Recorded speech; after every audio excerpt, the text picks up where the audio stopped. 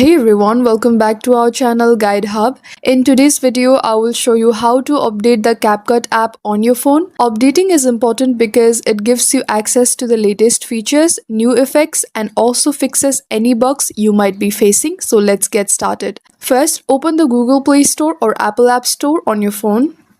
Tap on the search icon at the bottom right. Navigate to the search engine at the top and search CapCut. Locate the official app. If you see an update button, tap it. The update will download and install automatically. If it only shows open, that means your CapCut is already up to date. You can also turn on auto updates so you don't have to worry about updating manually. For that, just tap on your profile icon at the top right from your home page.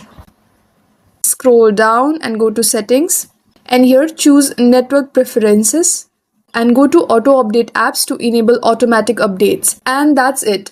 Now you know how to update CapCut. Make sure you keep it updated to enjoy the newest features and editing tools. If this video helped you out, don't forget to like and subscribe for more such tutorials. Thank you for watching and I'll see you in the next one.